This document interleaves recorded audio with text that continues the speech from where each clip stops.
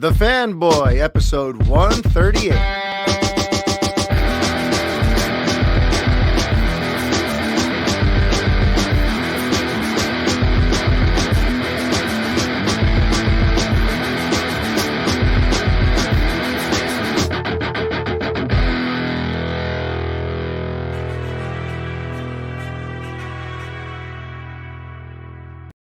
Hi, everybody. Mario Francisco Robles, MFR, here with you. And I'm joined by now, I think it's like the fourth time in a row, by the new permanent co-host of the Fanboy podcast, Brett Miro.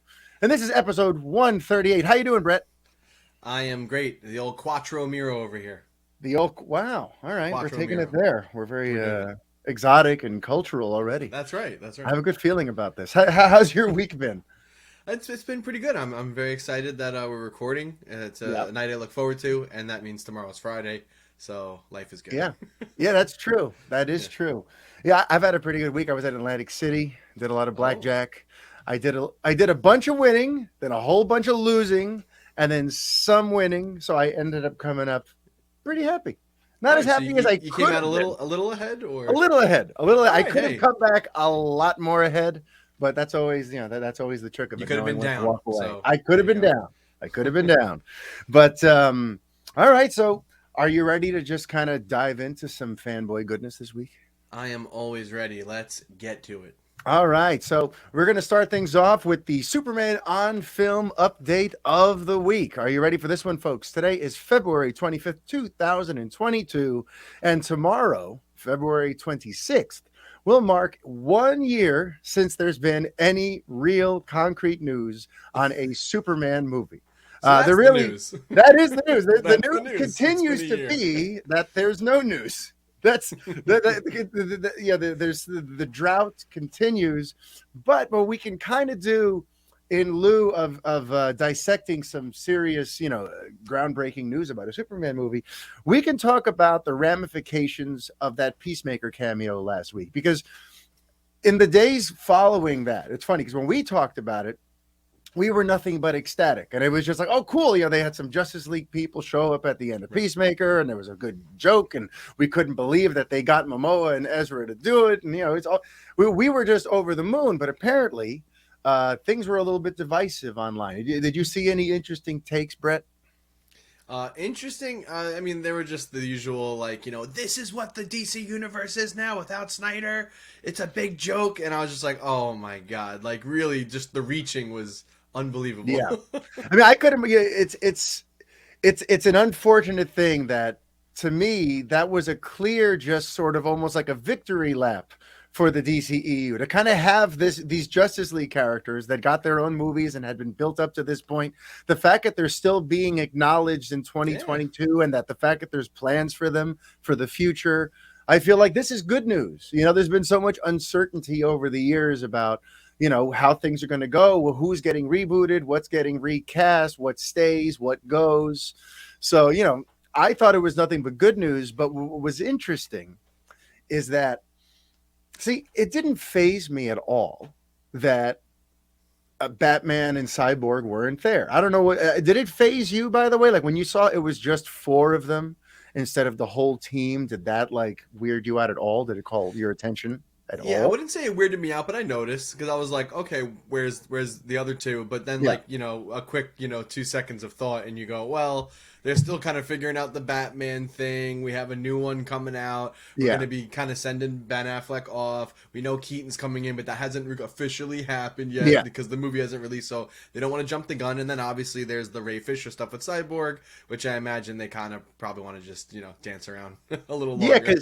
Yeah, well, because that's what I was getting at. Because, to me, it didn't faze me that they weren't there. I don't think of the Justice League as always having to show up en masse to every single mission. So, again, that didn't faze me. But in the days following the release of that episode of PEACEMAKER, it was revealed that they had, in fact, hired stunt doubles to be Batman and Cyborg, and that they had been filmed.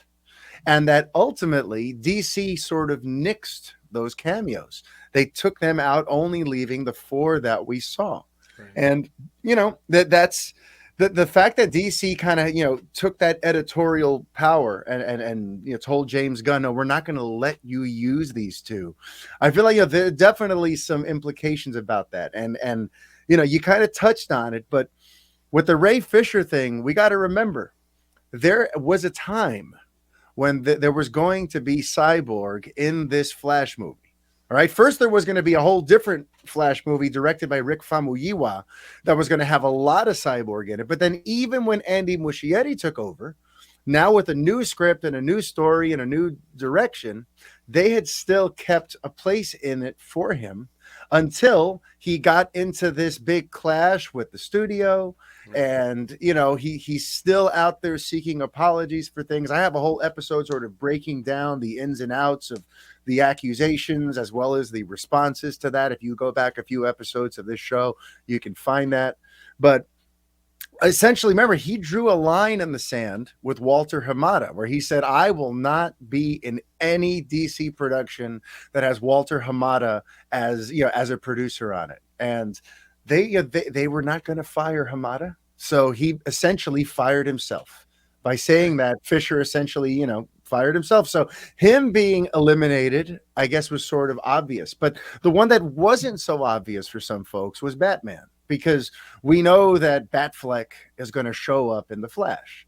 And we know that that's going to be one of the cool novelties, that in The Flash, we're going to see this Barry with that Bruce, kind of building on what we've seen, what we saw in both versions of Justice League. But that ultimately Affleck is going to be sort of written out and replaced by OG Michael Keaton Batman Bruce Wayne instead. So what I think, that's a cool shirt. That's a cool shirt. But yeah, so since they're getting rid of him, but he's still going to be in The Flash, some people are like, well, it doesn't make any sense. He should be there. Peacemaker takes place before The Flash is going to reset things. Continuity. And listen, you may be right. You know what? In the timeline, in the canon, he is still very much part of the team. But what you have to remember is that for the folks running DC on film right now, he is no longer the guy. They are preparing to have a new face be Batman, or two new faces be Batman. This Peacemaker thing came out a week ago, and the Batman comes out in 2 weeks. We're about to meet the Robert Pattinson Batman for in start. A week? In a week, March 5th. Next week. It's a week from the release of this podcast, March 4th. Wow. Actually, yeah. I can't believe. Honestly, I've been talking about this Batman movie for so many years. I'm like in denial that we're that delays close and everything. Yeah, it was going to come out in June of last year at some point. It's been a trip, but yeah. So okay. So not only are we about to meet a whole new Batman that they want to get into the public consciousness as this is our mainline Batman, but they're going to be shifting the focus in these DCEU sort of crossover type movies to make Michael Keaton the Batman in that world. So to me, it's like they're trying to get us less detached to the Batfleck Batman, for better or worse, since they know that he's getting transitioned out. I feel like the reason that they cut him out of Peacemaker, that they said, we don't want that version of Batman represented here anymore, I think it's really just because they want us to begin to detach from that iteration of the character.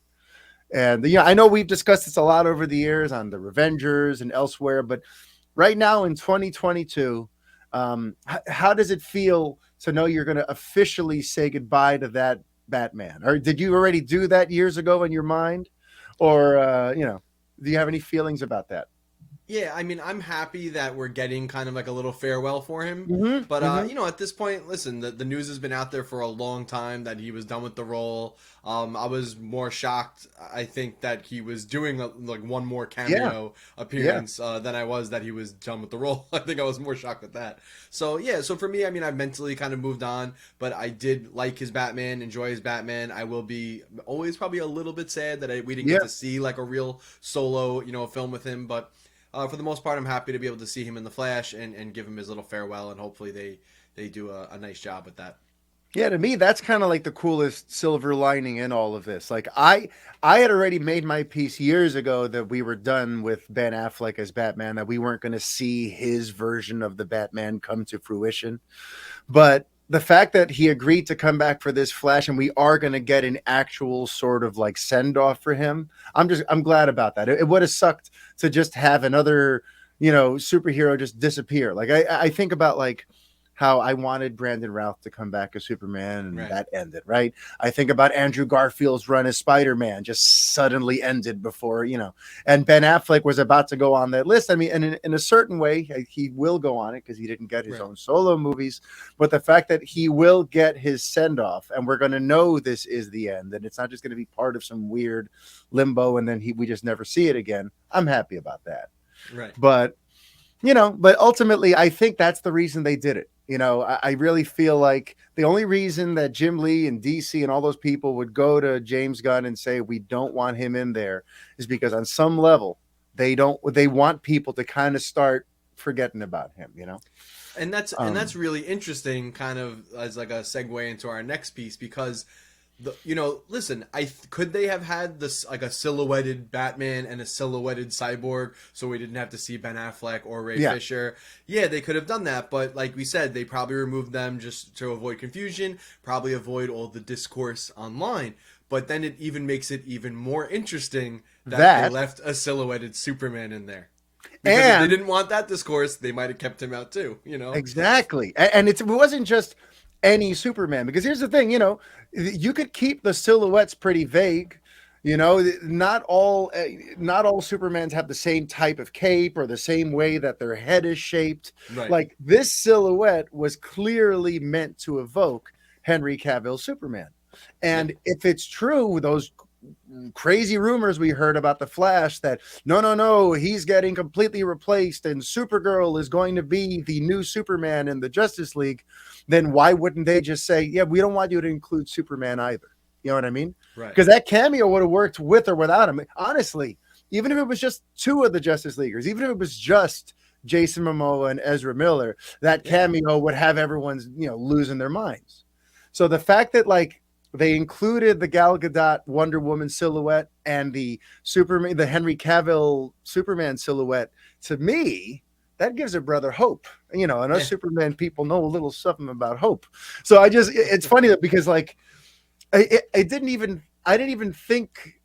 think that deeply on it last week. So on last week's show, I didn't even think about bringing that up. But in the days following, to realize that like, oh no, they actually cut people based Right. on where they know DC's going in the future. They're like, it doesn't make sense to emphasize Cyborg and that Batman, but we want to, we'll let you show this Superman.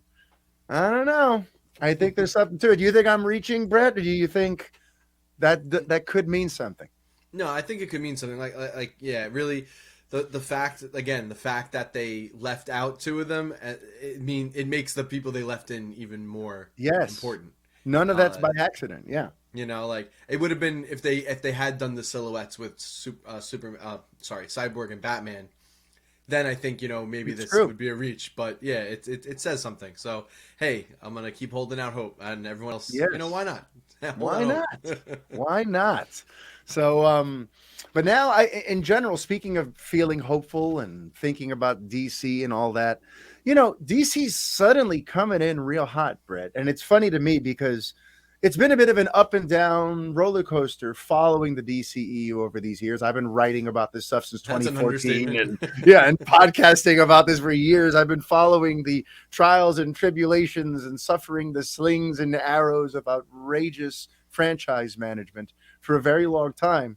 But specifically too, like if you look at these last few years, in the post Zack Snyder DCEU, you know, started out hot with Aquaman coming in at $1 billion, and suddenly everyone really loves Jason Momoa, and there's a sequel coming and all that, right? But then Shazam came out a few months later, and it was a good movie, but Mhm. it didn't like set the box office on fire. Going from $1 billion movie to like I think it was like a somewhere in the 300 or 400 million dollar range. Yeah, that's a bit of a drop. And then Yeah. there was Joker, which wasn't really connected at all to anything. but there was Birds of Prey, which vastly underperformed at the box office. And then there was the Suicide Squad last year, which, some people blame the HBO Max simultaneous release. Some people blame piracy. But in general, at some point, the Suicide Squad was, projected to open pretty high, and it ended up opening to only like $26.5 million domestically. So DC has kind of been in need of a hit, if you ask me. Because, yes, Joker did great, but that exists in sort of a vacuum. You know what I mean? Sure. So to me, DC's sort of been in like this weird limbo. And when are they going to come out roaring? And you know what? It looks like this is the year. And now that the Batman is actually coming out next week, it's starting to kind of really hit me that we've got the Batman, we've got the Flash, we've got Black Adam, and we've got Aquaman and the Lost Kingdom all coming out in the same calendar year. And if you ask me, each one of those movies can do insane numbers. Yep. Those are each, especially Aquaman coming off of the success of the previous Aquaman for sure. Black Adam with Dwayne Johnson and all the intrigue around where that's going to go, and that looks like it's going to be a big, a holiday epic. And then the Flash, obviously. I just feel like there's a real opportunity here for DC after a couple years of things seeming kind of rocky and things being a little bit quiet. 2022 could be like an insane year. Like imagine they have they pull off $4 billion movies. To steal a term from the comics, it is a DC rebirth. It is right. Yeah, it's the rebirth. This is the year of the rebirth, and I, as a DC fan, am very, very excited. Yeah, really, truly excited. Not as much trepidation as I've had in the past. I've always been excited. I'm excited to see any of my heroes on screen, but now I really feel good about it. Yeah, and then here's the thing, what's going to get the ball rolling and what's going to determine, or at least give us our first real sign of what this year is going to be like for DC on film is the Batman. And the projections for that right now are very, very optimistic. Box Office Pro and other box office analysts are projecting that the film could open to have the biggest opening of any Batman movie, any solo Batman movie. And right now they're saying it could open anywhere from 135 to 185 million bucks. And that's insane money during these pandemic times. Uncharted was the big story last weekend and it opened to 44 million. Right. So if Batman in a week comes out swinging with 3 or 4 times that, I mean that I don't know, I'm going to be a little surprised. I don't know. Go ahead. Yeah.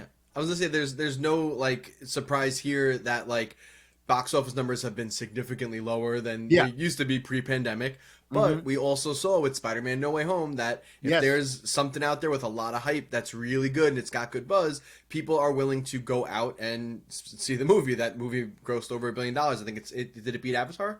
Again, it's another Avatar beater. Yeah, if I'm not mistaken, I think it did. So we're at that point now, and now at this point, I think domestically, specifically, yeah, maybe not internationally, yeah. But next week when Batman opens, we're also going to be in a spot where, at least in the U.S., we probably have the most lax COVID restrictions that we've had in the last 2 years. Yeah, things are really. I think there's another report too, the CDC in a couple of days or a week is going to start lowering the restrictions on indoor gatherings and masks and stuff like that. So at this point, with the buzz and with the fact that hopefully it is a little safer out there, hopefully we're feeling a little safer out there. This movie really has potential to do big numbers. And I think there is already some early, there haven't been full reviews yet, but there's been some early buzz for press that have started to see stuff. They're only allowed to say very minimal things, but it seems to be positive generally. So I can't wait. Yeah, I mean, I'm cautiously optimistic. I want it to come out and crush it.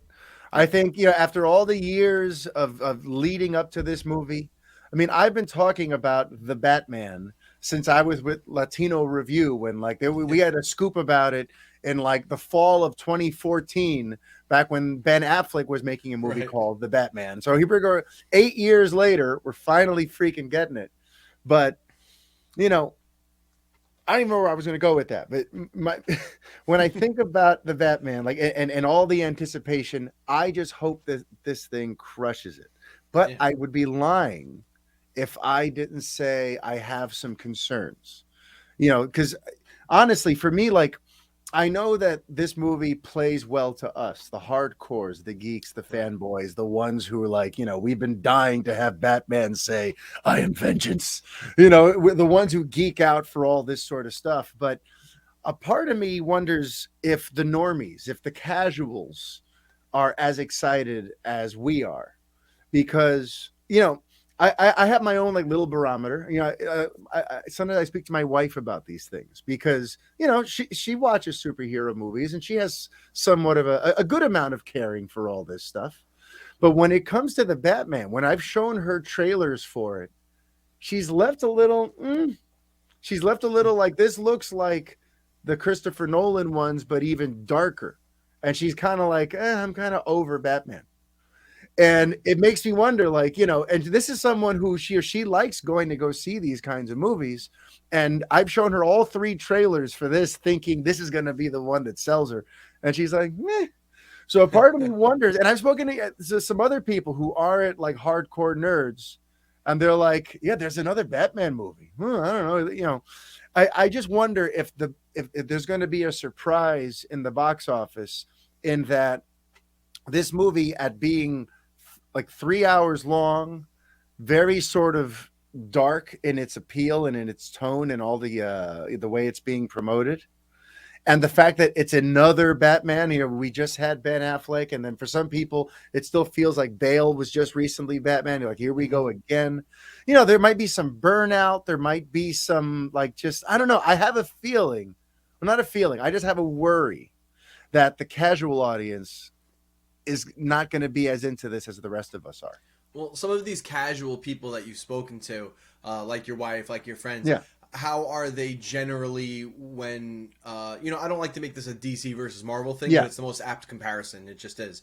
How are they generally reacting to like Marvel trailers that are coming out, being more casual? Are they usually a little more on the positive side with that? Because it is an interesting thing. Like, is it just that the Marvel movies are just, the perception, are Marvel movies just more enticing to casual audience members than DC? Like, do you think there's anything to that? Is it just the way the movies are made? Is it just the characters in general? Well, honestly, see, the Batman is kind of is in a unique position, actually, now that I think of it, because remember, the big thing about the DCEU's negative perception through like 2013 through like 17 was that it was so grim dark. A lot of people balked at the end, how Man of Steel went. There was a big backlash and a divisive reaction to Batman versus Superman. There was a big negative backlash about Suicide Squad. So there was this, and there was even jokes. It would get referenced in Lego Batman movies and Teen Titans Go. Like, it became like a thing you just acknowledge. In Deadpool 2, there was a joke about, DC being grimdark, essentially. Mm-hmm.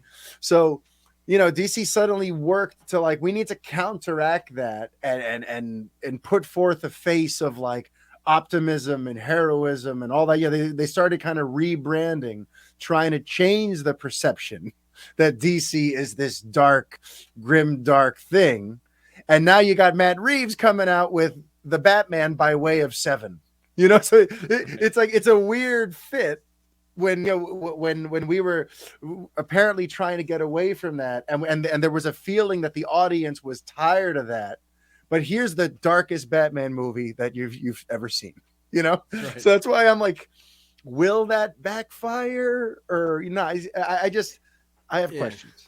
It's funny just because I feel like also people always say they're sick of the Marvel movies. They're sick of the formula. They're sick of, how jokey they are. They're sick of, how they undercut any drama or attention with jokes all the time. Like, that's an anecdote that you see all the time on the internet.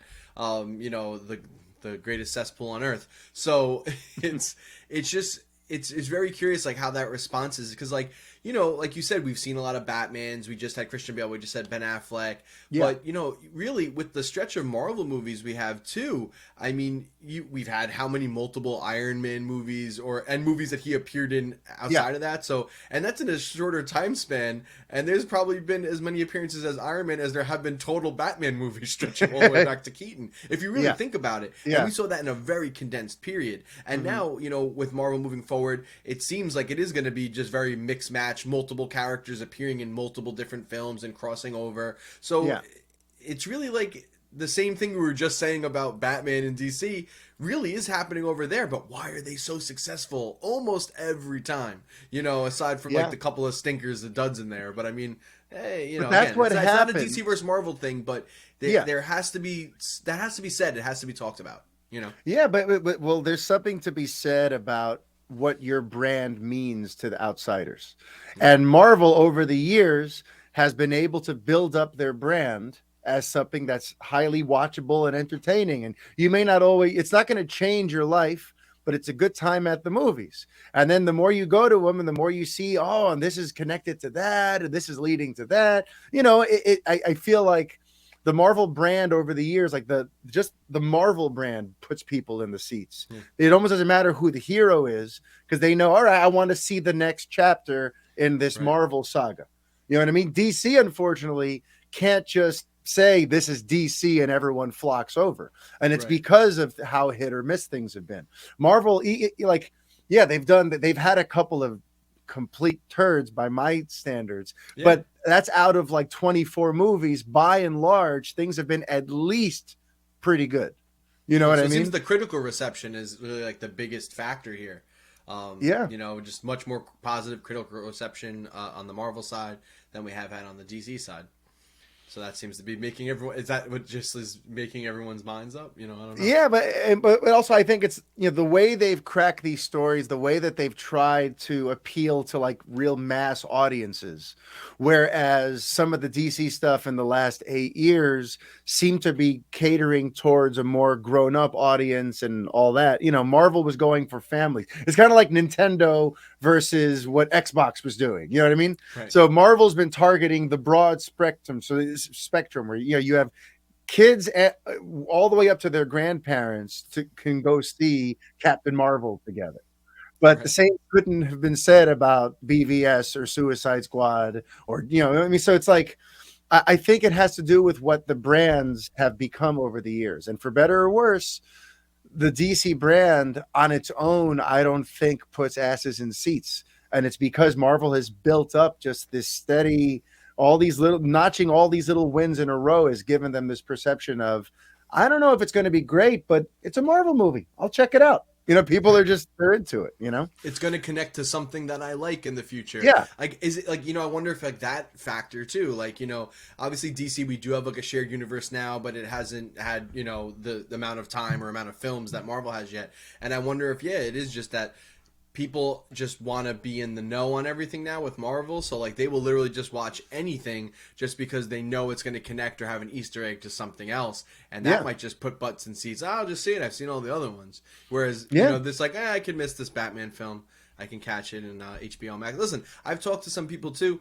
A lot of people, my friends, you know, again, more casual, but they're going to wait the 45 days and then watch it on HBO Max. Oh, see what I mean? Yeah. See, that's the thing. I wonder if, I wonder that the streaming's definitely, listen, the streaming no doubt hurt Suicide Squad. Yeah. I mean, 100%. That movie was great. It had great critical reception. You know, at 100%, it was just that everyone watched it on HBO Max. It was right there. Yeah. You know, listen, same with The Matrix. You know what I mean? You know, not even on DC. But listen, people did not go see that in theaters. They watched it on HBO Max. I mean, that one was a little different because I think the critical reception was very, very mixed on it. So yeah, it's just, but it's interesting. And yeah, I think Warner's kind of shooting themselves in the foot a little bit. Well, you know, it's hard to say. Are they shooting themselves in the foot? Yeah, they don't get the flashy numbers at the box office to say, but I'm sure it's pulling in great views and numbers on the streaming service and getting subscriptions, and that's that's their real end game because I'm collecting money from you every month, not just the one time you go to the movies this year. Yeah. So it's relative to argue like, you know. Yeah. It's a good galaxy. business model for like the stock investors and all that sort of stuff, the people who run HBO Max and Warner Media and all Right. that sort of stuff. But it means that these box offices are going to be a little gimped pretty much moving Sure. forward. And again, and if we're going to compare, I think it's an unfair comparison, but Spider-Man No Way Home right now is still in theaters. It's still doing great.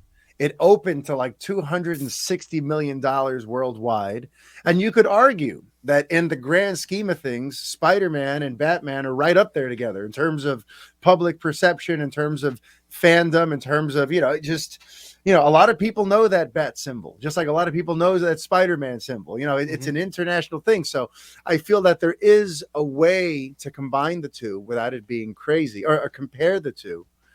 And what I think is interesting is that, Spider-Man No Way Home had the benefit of the entire Marvel, cinematic universe leading to it, creating this environment where everyone wanted to see what happens next in this Spider-Man saga, right? With this Batman movie, since they're starting from scratch and things have been sort of checkered, I don't expect it to have like this insane embrace at the theaters the Right. way Spider-Man did. And I just think that says a lot for where the two brands respectively are right now, But okay, so we're gonna see what happens. We're gonna see what happens. I want the Batman to open huge.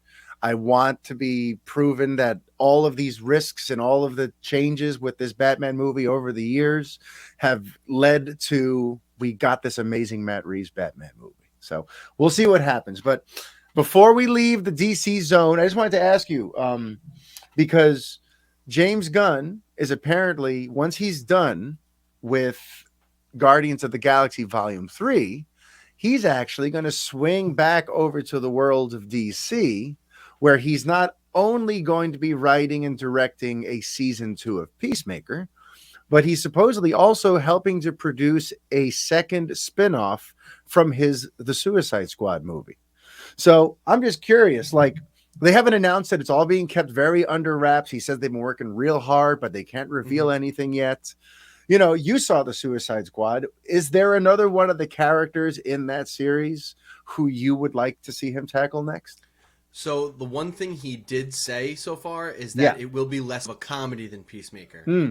So there's a hint for you right there. Yeah. I forgot who all survived that movie. But yeah, I mean, I think like the front runner, a lot of people are saying that it's going to be Ratcatcher 2, and maybe you could do a little more of like an emotional, serious story with her character. Mm-hmm. Obviously, Idris Elba's been floated around just because you can maybe do something a little more serious with him. Mm-hmm. But for me, like I would rather see like, well, this doesn't really work if he's gonna go more serious. But I would have liked to have seen like a Polka Dot Man spinoff because I really enjoyed his character. Yeah. Or I actually like would like King Shark, but they're a little more on the Mm. comedic side, so Yeah. it's tough. The only other thing I could think of, which could be interesting with the fallout from the end of Peacemaker season 1, is that they do something like focused on Amanda Waller and Argus or whatever, or like Mm. and do something with that because now she's been well, spoilers for Peacemaker. I think we talked about it last week anyway, but she's been exposed. Task Force X has been exposed in the DCEU at this point, so Yeah. chances are that either going to get shut down or they're going to have to move even more underground or something. I don't imagine that they're going to like completely abandon that because it's too cool of a concept and they didn't get to play with it enough. But I think that could be a really cool. I mean, they got Viola Davis to show up for Peacemaker. A couple Yeah. of small little cameo like scenes. Like she wasn't even with the cast or anything, but maybe they could do something like that, and that could be really neat. And maybe like we could get a couple of intros of some other like minor DC characters. James Gunn loves doing that. He loves pulling these characters. I know. From obviously Peacemaker alone is like this weird character from the back catalog who he Yeah. just killed it with it and made an amazing, enticing character that I want to see more of. So that could be a really cool thing. Is like Amanda Waller building a new Task Force X with a bunch of D-list superheroes, and maybe get the inner workings of that. So Yeah. I'd be down for that. It's funny. Like, I could go any number of ways in terms of what I'd like to see, because I think it'd be interesting to do more with Idris Elba's character, but I also think the Ratcatcher thing is interesting because there's an emotional story that could be told there, and definitely would be more serious in tone. But I guess the funny thing is, And I could see a polka dot man or any of that, but because of the how great Peacemaker was and how surprised by it I was, I don't care who it is. You know what I mean? Like I'm gonna Oh check yeah. this out no matter what now, because like I swear, when I heard about Peacemaker originally, it was a big sort of like eye roll for me. I honestly, I'm never going to watch this. When I heard about it, I'm like, oh, that's cool. He's spinning off this weird character from the Suicide Squad. Fine. And then it ended up being one of my like favorite series of the year. And it's, you Yeah. know, it's an awesome show. So I don't care which one he picks. I'm down to check it out. And what's notable though is he won't be as hands-on on this one. The early reports is that while Peacemaker is going to be he's going to be there every day on set making Peacemaker. It sounds like he's developing this one, but essentially handing it off to like another Sure. director or another team. So that's going to be interesting too. Not only which character he picks, but who gets chosen to sort of shepherd that project and how that'll make it different and all that sort of stuff too. So yeah, I don't know if I have like a particular guess. I feel like I would like to see a little more from Idris Elba's character. You know, he was Bloodshot, right?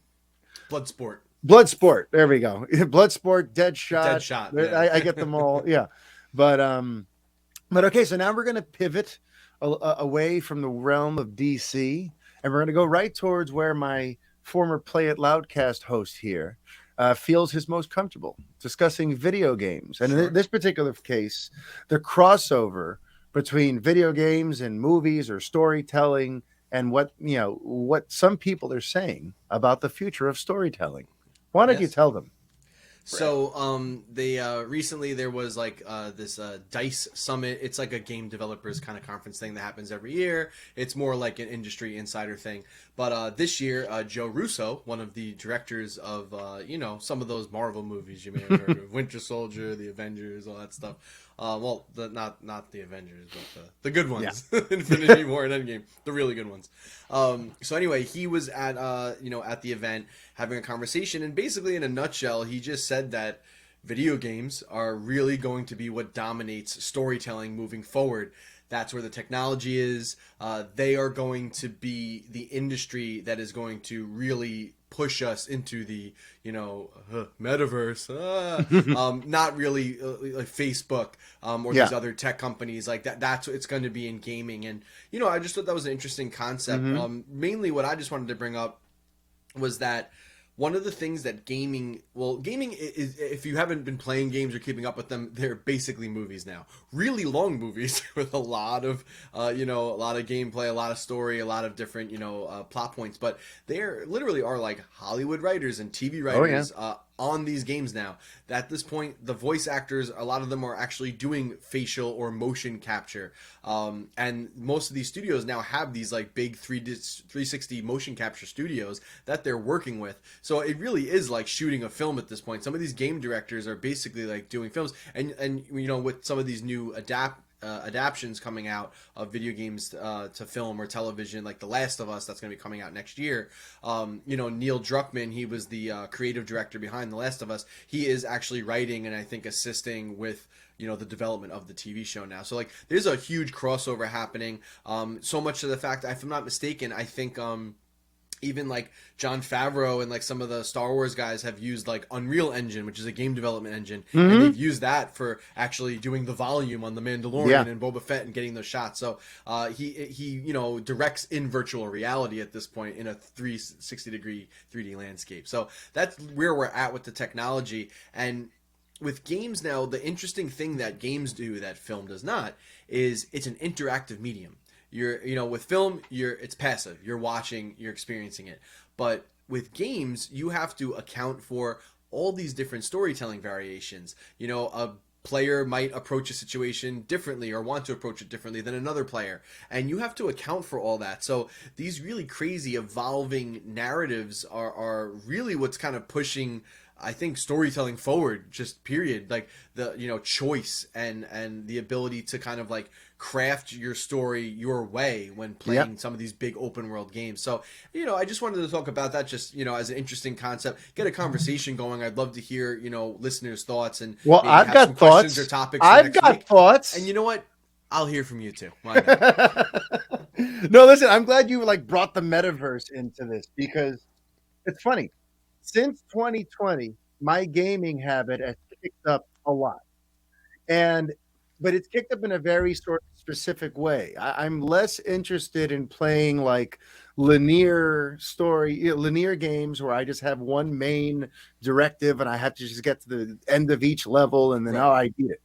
I love open world where I get to just sort of drop in and play the game at my speed, at my style, where the missions can be handled. How I get to kind of decide how I want to do things, and you know, there's like a wish fulfillment sort of escapism to it for me. Like pretty much everything I play is open world, and it makes my gaming in the last year really fun because at any given night when I feel like doing something, first of all, I always want to play something rather than watch something. So that's just Yeah. something I've noticed a lot in the last couple of years. If I could That pick is me to between, a T. yeah, Yeah. like sometimes there's like a great episode of something on, or there's a movie everyone's talking about, but it's like if I've got an hour or two to kill, I want to play something.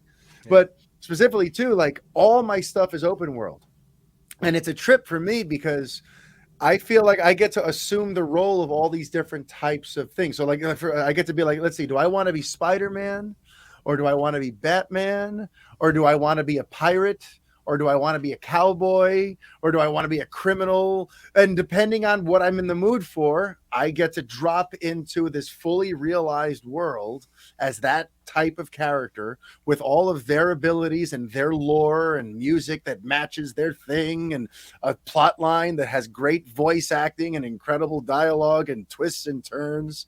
And it's like you said, rather than passively watching a story unfold, I get to be part of the storytelling. I get to really truly fully immerse myself in that story in a way that a movie or TV show just can't. So honestly, like I get where Russo's coming from with that quote, and it already is like, just for me, I can just speak from experience that like it's so much more appealing to me, and I get so much more pulled into games lately than I do with movies. So I think he's right. I think Yeah. there's something to that.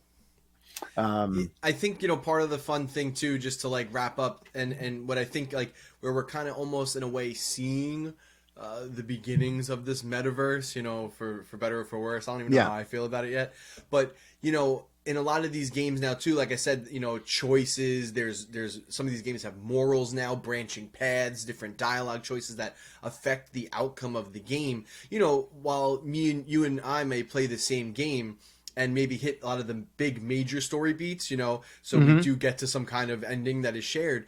Yeah. What I love now is talking to my friends that were playing a game and maybe we both played about 15 hours. So we're both like, similarly at a certain, level in the game, but then hearing like their adventure up to that point and like how they got to area C, Yeah. and it's like, well, the way I got to area C was completely different, and then Yeah. Yeah. Yeah. there's this whole other narrative going on that is like a meta narrative of okay, how did you get to this area? Oh, I went through the desert. Oh, you went over the mountains instead, like, and having such a different experience. And whereas if we watch a movie, we're always going to have the same experience. The movie Mm-hmm. is the movie.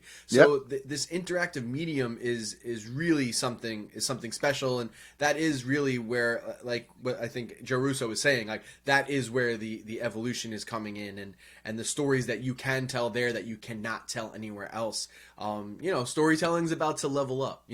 The hierarchy of power and storytelling is about to change. If I I may quote The agree. Rock. Wow. Yes. Yes. And can I just comment? It's a little bit of a tangent, but Yeah, while we're please. talking about the games and the metaverse and the escape of it all, I think it's really cool that in 2020, when things were dodgy and we couldn't leave the house and we were all starting to feel like isolated and I have to see my bros. I got to do something. I feel whatever. You and me and Rob and Jeremy and we would get Yep. online as our created characters in either GTA Online or Red Dead Redemption, Yeah. and like let's go be a band of gang of cowboys and go do some missions together and Yeah. help me sell my moonshine. And we would talk, and it felt like we were hanging out. We're all on That headset. in itself was its own story. Yeah, it wasn't a story that other people were going to experience, but like we had our own adventures that night, and we had our own story to tell. Yeah, that it and happened organically. You know, it's cool. yep.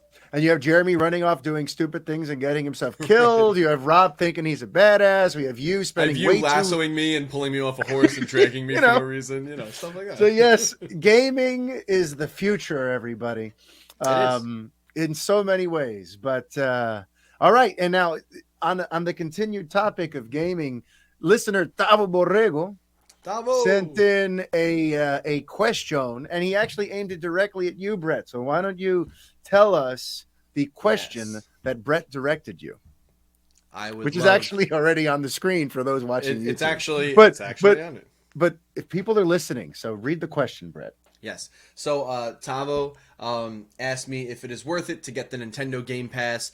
He's referring to Nintendo Switch Online, which is like the online membership. And he also has mentioned that he will be getting the family plan, so it is a bit more expensive, and he wants to know basically if it's worth it. So mileage may vary is kind of like the quick answer. But basically a quick rundown. I think it is going to depend what your interests are, what your needs and wants are out of this service. But I would like to compare it across the Xbox and Sony offerings and kind of look at it from that perspective. Because from financial perspective, Nintendo's Nintendo Switch Online is actually the most affordable of all of the online services. It's actually only $20 for the entire year for the base plan. So that gets you the ability to play online, with your friends in online games, Smash Brothers, Mario Kart, so on and so forth. And it also gives you access to a collection of Super Nintendo and regular Nintendo games that you can just kind of basically like just play at your leisure whenever you want. And they have some cool, quality of life features like save states to make them a little easier to play in the more modern age. They did recently expand to a higher tier, the cutely named Nintendo Switch Online Plus Expansion Pack, which is a cute little nod to the expansion pack add-on to the N64. And that actually gives you now access to Sega Genesis and Nintendo 64 games. So it's like you have this cool, like, classic Netflix library now. So if you're really into retro games, totally worth it. Mario and I were discussing before we started recording. We love to just sit down, you have a little bit of time, just hop into an old classic like Super Metroid, Link to the Past, Majora's Mask, Legend of Zelda, secretly maybe one of the best 3D Zeldas, just got released today on there. Banjo-Kazooie's on there, on the N64. Sega gave all their good games. So, so on and so forth. You can go online and check that out. So if you like retro games, it's definitely worth it, and if you want the ability to play online. But when you do a kind of a value comparison, Xbox comes in actually, I think, as like one of the most expensive. If I'm not mistaken, you can only buy Xbox Live Gold, which is like their equivalent to Nintendo Switch Online, at a 3-month clip now, and it's $25 every 3 months, so it's about $100 a year. Granted, with that, you get online play, just like with Nintendo, but while you don't necessarily get access to all those great Nintendo classics because they're Nintendos, you do get access to games with gold. So basically every month you get 2 free games, and they're usually modern games that have come out in the last couple of years. Sometimes Xbox is cool and you get a brand new game if they'll pay a company to like release it exclusively on their console. And PlayStation also does a similar thing. They are $60 a year, gives you online play, and you get PlayStation Plus games, which again is like 2 to 3 games every month that are, again, more recent games that, have a higher value than you would say than some of these retro games. So from that perspective, the Nintendo offering looks a little lacking, because it's like, okay, I'm getting all these old games, but I probably played them a million times, or I bought them a million times on old Nintendo consoles, and they don't, that's a whole nother thing where they don't let you carry your purchases over, whereas the other consoles are a little bit better about that recently. So that's kind of like the cost comparison. Now, the only thing I would say in Nintendo's favor is, and I don't know if this is going to continue forever or be on a case-by-case basis, is that in order to kind of boost the value of the Nintendo Switch Online, they have been offering free downloadable content, which is really cool. So far, they've offered Animal Crossing downloadable content. Now, if you don't play that game, it doesn't really do anything for you, but that has a $25 sticker on it to buy it individually, so that's half the cost of the yearly plan. What they did just recently announce is Mario Kart 8, which has been out for many years at this point, so it's kind of crazy they're getting downloadable content, but they're about to add 48 more tracks to that game, which is basically a whole nother game, because the original game, I think, came out with 48 tracks.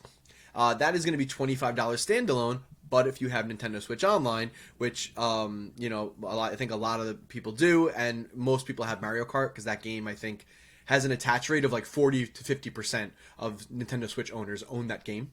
So, and we're at over 100 million consoles at this point. So like 50 million people own Mario Kart. You're going to get that for free. So just between those two DLCs, it pays for itself.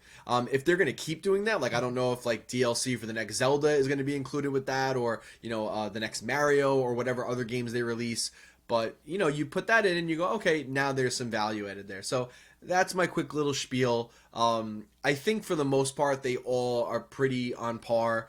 Nintendo Switch's online service is not the best when you're playing online. Supposedly, they just spent a lot of money to upgrade their servers, so hopefully that does get a little better. So I can see where the frustration comes in there with Nintendo. They've been a little behind the curve on that. They haven't seen it as important, but that's kind of how it all lays out. So again, mileage may vary. It really just depends, I think, overall how much you care about the retro games.